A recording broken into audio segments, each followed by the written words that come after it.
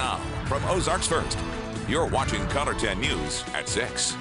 Well, as Jamie mentioned right there, it is certainly cold out there, and on these cold days, most of us just put on our coats and walk outside and don't think much about it. Good evening once again to you. I'm David Oliver. And I'm Chrystal Blair. Thanks for joining us tonight at 6. Some in our community do not have that luxury, and that's the problem that coat drives are trying to solve. Color 10's David Chasanoff went to 2 coat drives earlier today, one in Nixa, one here in Springfield, to learn more about the efforts, which are so important this time of year. What can you tell us about that, David? Yeah, David, the drive here in Springfield was at the Veterans Coming Home Center. I met one man, and after 2 months on the street, he says having a coat will do more than keep him warm. I had open heart surgery almost 2 years ago, and they really messed it up bad, okay, you know, and my heart actually beats on the outside of my body. Being out in the cold is bad for MIKA's health. Being out here, it's very, very easy, okay, to go from being healthy, okay, to not being healthy in a very short period of time. MIKA says this coat drive couldn't have come at a better time. These coats, okay, were extremely important, okay, you know, for being able to be out in the weather, even last night. Manager Chris Rice says MIKA isn't the only veteran who benefits from his coat drive. A lot of veterans do end up sleeping outside, and so a coat can be life-saving even for veterans who are homeless. Rice also says he wants the event to help save lives. Through the month of November, anybody can donate a coat, and that's Monday through Saturday, 8 to 4, and then Sunday, 12 to 4. Another coat drive in Nixa ended today. That one collected coats for kids in Christian County. It was great when we ended up with 878 coats. This is the Optimist Club's 16th drive, and it's hitting an all-time record for donations. There's a lot of people in Christian County that can't afford the clothing. We feel very fortunate to partner with Least of These so that we don't have to try to find those families. Least of These food pantries' Christy Carter says kids especially need the clothing. They're outside probably a lot more than adults who just go from their car to their job or to into the school or into the grocery store. So it's really important to keep them warm. Now, even though the Nixa coat drive ended today, late donations will still be accepted. Carter says people can drop off coats at her pantry's Ozark location. All right, good to know David Chasanoff tonight. Thanks. And making news now today, Willard Middle School hosted its 17th annual Veterans Day Assembly. Veterans might be parents or grandparents of a Willard student there, or maybe just a friend or a member of the community.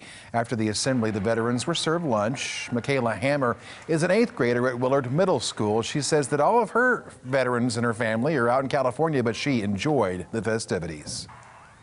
Seeing all the veterans in there and seeing all of them, the pictures, it just makes me realize, wow, these people are really doing good stuff for us, for our country.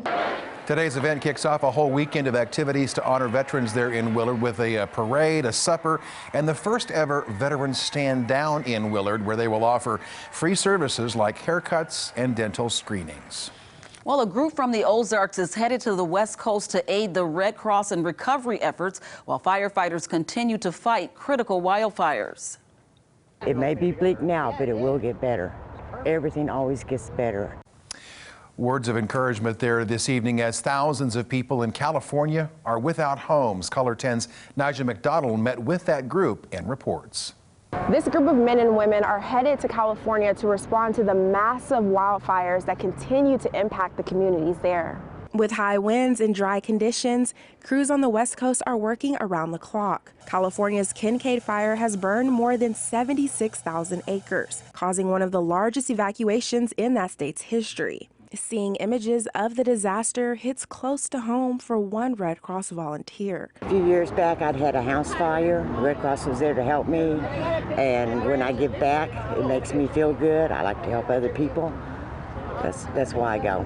Dennis says she's been deployed to disaster locations across the U.S. When you see some of these people, especially small kids, come up, they're hungry.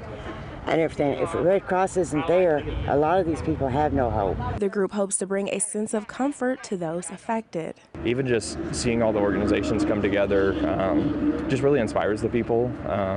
When they're looking around, they see it's like their homes reduced to ash, and then all of a sudden you show up and they've got, well, at least there's someone here to walk through it with me. UPDEGRAVE says he's also spent some time as a volunteer firefighter. I'd say we're all thinking and praying for him. So I know from Missouri it's a long ways to California, but I'm looking forward to helping him. The Red Cross is accepting financial donations for victims of the disaster. However, the organization says it is currently not accepting food, clothing, or household items at this time.